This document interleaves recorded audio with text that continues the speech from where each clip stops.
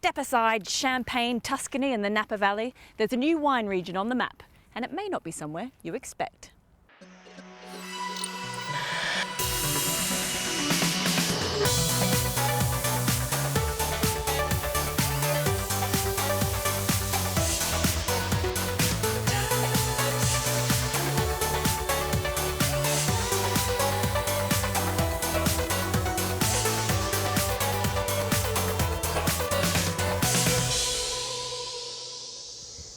And welcome to The Travel Show, coming this week from sunny southeast England.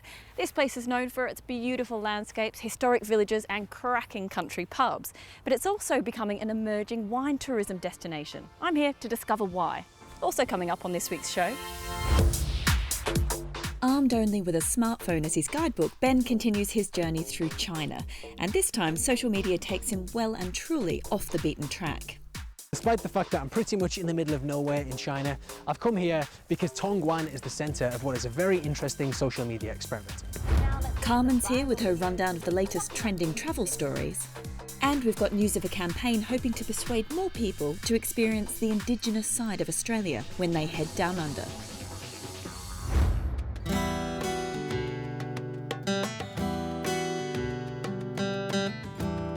Continental Europe is a big player when it comes to its wine regions, and New World destinations from the Americas and South Africa to Australia and New Zealand have also become must-see stops on the international wine trail.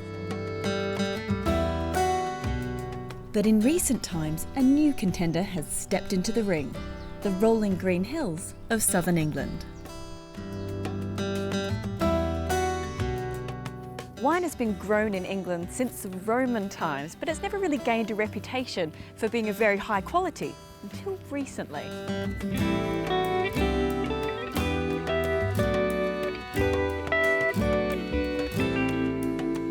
The industry is experiencing a boom. More bottles of English wine are being produced than ever before. The amount of land in the UK devoted to vineyards has doubled in the past 7 years, and the awards are rolling in. At the 2015 International Wine and Spirits Competition, English wines took home a very respectable 80 medals. It's still a long way behind frontrunner France, which netted 10 times as many, but it's a marked increase from its 49 medals just 1 year before. So English wine is having a bit of a moment. It is. We're riding on a crest of a wave at the moment. Chris White oversees the family-owned Denby's wine estate in the southeastern county of Surrey. It's the UK's largest single vineyard, and vines have been grown here since 1986. Long time ago. Chris has seen the transition of English wine's reputation from a product high on price and low on taste to a seriously sought-after tipple. It has been very much an interesting path, shall we say. But now we've been honest with what we can grow well here now, and the fact that we've been able to reduce the prices because we've got the economies of scale that we didn't used to have, it's made a massive difference. Much of the recent success has come courtesy of one variety in particular, English Sparkling. It makes up around 2/3 of all English wine production, and it's fast becoming recognised as world-class among connoisseurs. It was a drink of choice at the Queen's 80th birthday party and even caused an upset at a Paris Fashion Week event in 2013, served instead of the traditional champagne. But there's a reason why the sparkling wine produced in the southeast of England is being compared with the French classic. It turns out there's a secret weapon under our feet. We were joined millions of years ago to the Champagne region of France, so we have exactly the same soil like we've got down here, which is perfect for vine production. So what's distinctive about this soil? Well, this is chalk, and it's fantastic for us because it's a fractured rock and it's a porous rock as well, so the vines can still suck up the moisture they need. So this is basically a little bit of champagne in the middle of England? Absolutely, yeah. I can't imagine they're happy about that. Should I stand clear? It should be all right. Oh, elegantly done, sir. And what would a visit to a winery be without a little tasting? Cheers. Cheers. Oh, that's very nice. In addition to producing wines, Denby's has also been at the forefront of developing another lucrative side to the business, tourism. There are the ever-popular tasting sessions on offer, of course, but there's also an art gallery, 2 restaurants, a gift store, and a farm shop selling produce from the local area. And my personal favourite, there's a vineyard train, which takes visitors on a tour up through the vines.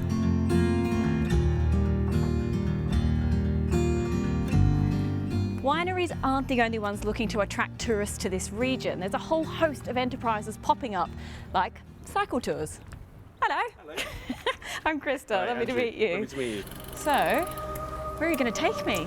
So we're going to go up Box Hill, which The cycle tour company Ride, Eat, Drink, Sleep launched in April this year and gives tourists a fun way to explore the many wineries of England's southeast.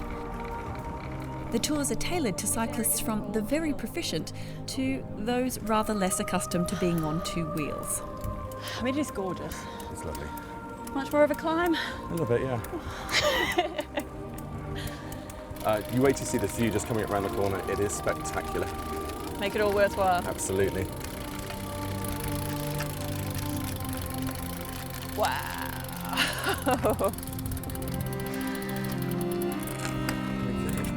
There we Beautiful. go.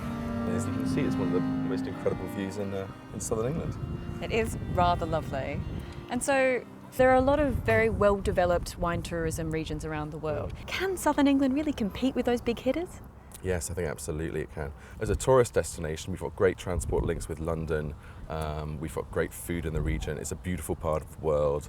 And I think, you know, as the industry matures, we'll see more and more people coming to experience it. But not everyone agrees that southern England can really compete with the big boys of the wine tourism world. One of the things that the Australians and Americans have understood is that people don't just turn up to taste wine and walk around a vineyard, because to be honest, when you've walked around one vineyard, you've walked around many of them. They want an experience. And so actually having an art show, having a restaurant, having a cafe, having something for the kids to do because the kids are standing around while their parents are tasting wine, just make it a nice place to be. Because what they forget too often is that actually with my afternoon, I could be going to a museum, I could be going to the beach, I could do all sorts of other things. If I'm choosing to go to a winery, I expect to have a good time for my half an hour, or however long I'm going to be there. Still, it's clear that tourism is a big part of the picture here, even in very small boutique wineries, such as at Alison Nightingale's estate, a vineyard of only 26 acres in West Sussex.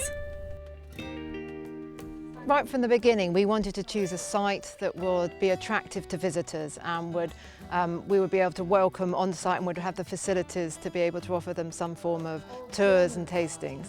It'll be a significant component of our sales to have people to the vineyard and sell from the cellar door. So this is very distinctively English wine, would you say? Yeah, I think this is very typical of an English wine. The rise in English fine wines has taken some in the global industry by surprise, but all indications suggest England will continue to achieve awards and prestige into the future.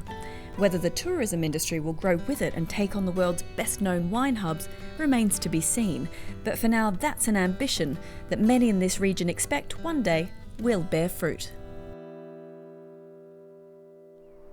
Well, if you're thinking of heading to this part of the world, here are some travel show tips to think about before you come. It's not just wine that's on the menu here. You'll find plenty of local beers and ales on offer too throughout Sussex, Surrey and Kent, where you'll also find Britain's oldest surviving brewery, dating all the way back to 1698.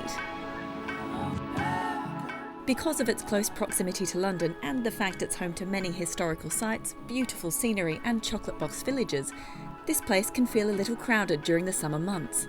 So if you like some peace and quiet, why not take the road less travelled?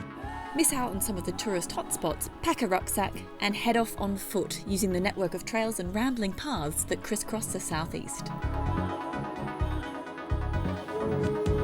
Don't forget, this part of England is steeped in folklore and history, and there's a whole host of festivals and events throughout the year.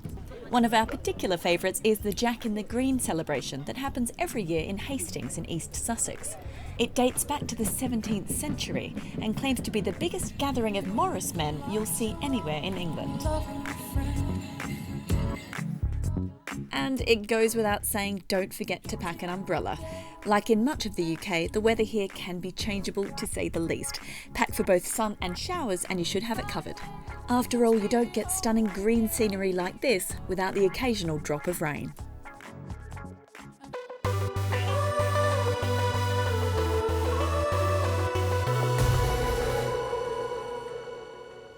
Time now for your travel update.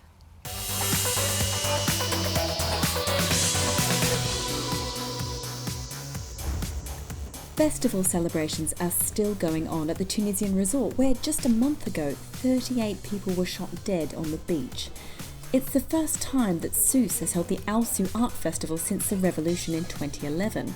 1,700 people took part in the main parade despite the security situation scaring many people away. Acts from as far afield as China and Russia took part. It ends on August 13th. Some of Croatia's best-known coastal destinations have been hit by wildfires. Unusually high temperatures have hampered firefighters' efforts to put them out. The islands of Korčula, Brač and the Pelješac Peninsula have all been affected. Hundreds of people have taken to the water in Queensland, Australia, in a paddle-out, culminating in a minute's silence to remember whales lost due to hunting. The bay has seen something of a resurgence in whale watching in recent years, thanks to an increase in sightings. Although research shows the number of humpbacks is going up, whaling continues to pose a big threat. And in London, it's now possible to go behind the scenes again at one of the world's most famous addresses. Buckingham Palace has opened its doors for the summer. Once inside, you can get an idea of the work that goes into hosting a state banquet and follow in the footsteps of some of the world's biggest VIPs as you go through the grand entrance up to the very swish ballroom.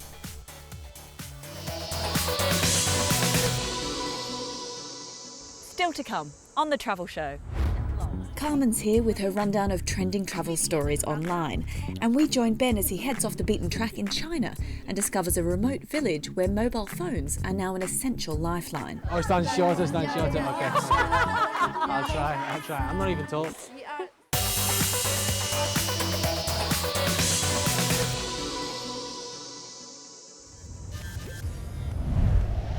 Hello and welcome to Trending Travel, where we explore what's hot online in the world of travel. I'll be bringing you those essential apps, videos and blogs to take with you when you leave home. We begin with a rundown of the top stories that have caught our attention online or on social media this month, starting with one of the world's biggest travel events.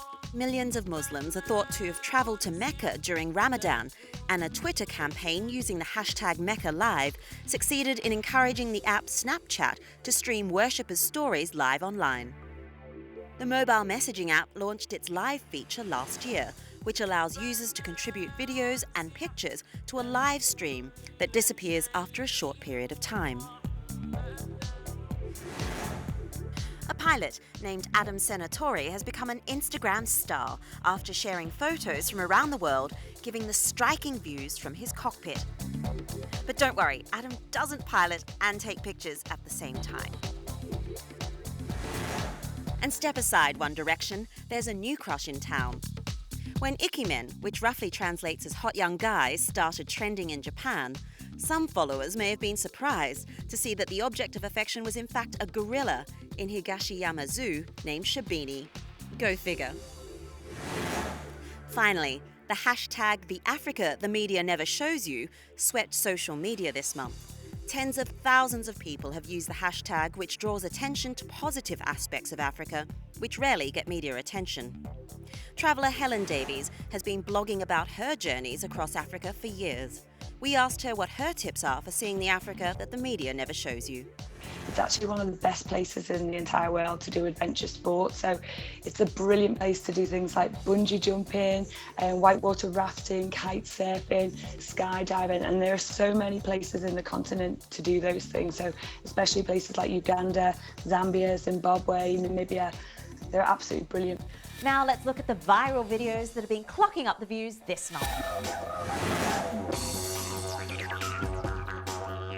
This video, which was a year in the making, was part of a campaign by Tourism Australia to celebrate Indigenous travel. While Australia is a favourite tourist hotspot for many, the number of overseas visitors trying Indigenous experiences there has been falling for years. Just 14% of foreign tourists now try an Aboriginal cultural experience.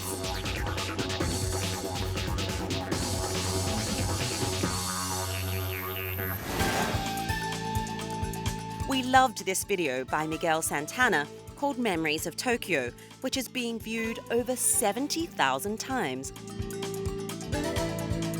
He says it portrays the many faces of Tokyo, where in April, the cherry blossoms fall like snow. Don't forget, we're on Facebook, Twitter and email. And you've been sending us some great stuff this month. Your pictures have been coming in thick and fast on Twitter, especially on Tuesdays, using the hashtag #TravelTuesday. They've been taken all around the world, from snow-capped Himachal Pradesh in India to the sunny waters of Venice.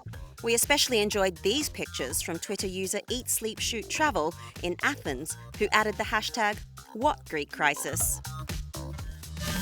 And don't forget to check out our website for all the ways that you can get in touch, or if you've seen anything online that you think we should be looking at. See you next time.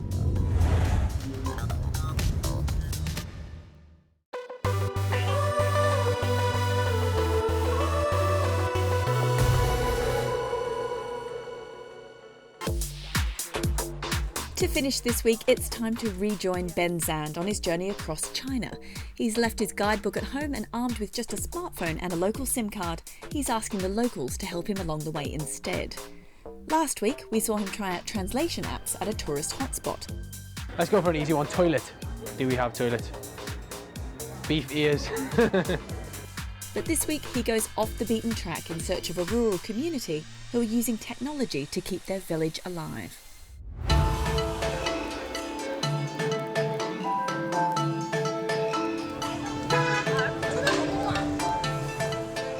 I'm trying to travel through China using my smartphone as a guide. And my next stop is Tongguan, a village in Guizhou province.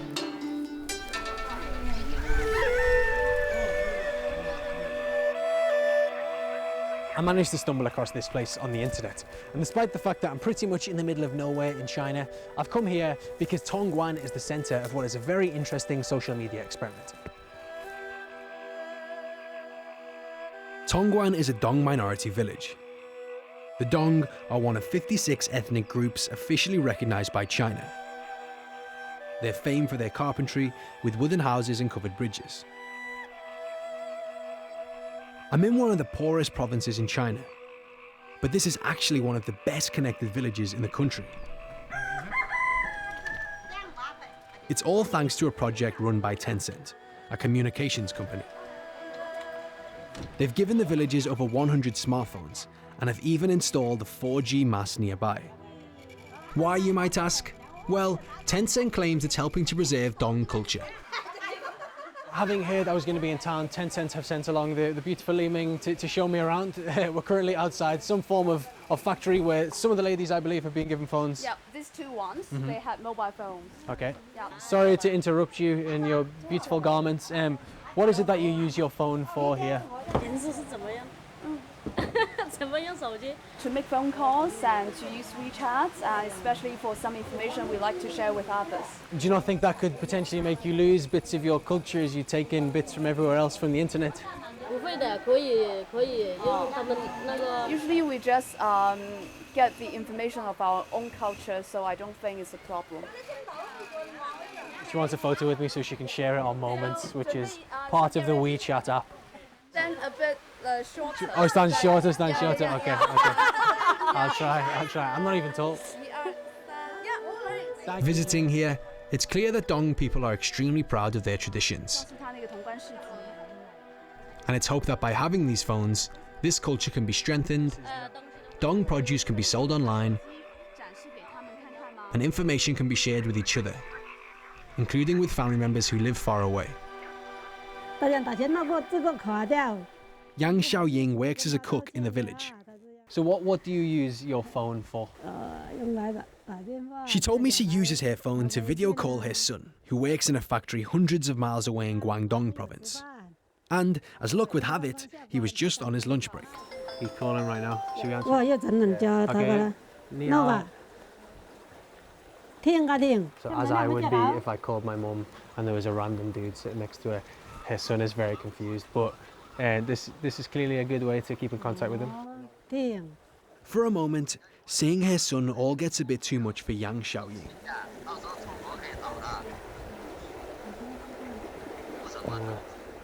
It's easy to be cynical about this project. Tencent may well have just given out these phones as a bit of a PR stunt. But it's clearly having a huge impact on the people who live here and changing the way this small village interacts with the vast country around it. Okay, I'm just going to give it a hook. Thank you. 谢谢. 谢谢. It's almost time to leave Tongguan. But before I go, I can't miss out on a chance to hear one of the songs that the Dong ethnic group is so famous for.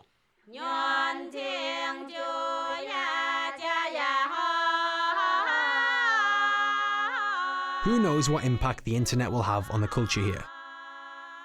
But certainly at the moment, the people of Tongguan seem happy to be part of this experiment. Seeing as I am in a rural village, there are no hotels to stay here. So amazingly enough, I've managed to find myself a local home to stay in and someone who's very nice to put me up for the night. So I'm just on my way there now. I think this is the man. Hello there, nice to meet you. How are you doing? Ni hao. I'm going to get an early one tonight. Tomorrow though, I'm heading north. And although I'm not completely sure what I'm going to do, I do have a plan. For now though, it's bedtime.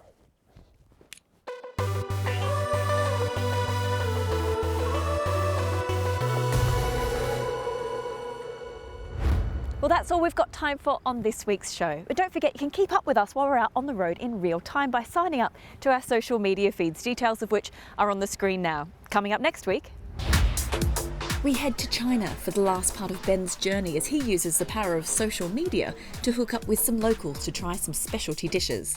So what is this? This is the pig's brain. Yeah. So I was thinking it may be a brain because it looks like a brain, but I was hoping it wouldn't be a brain.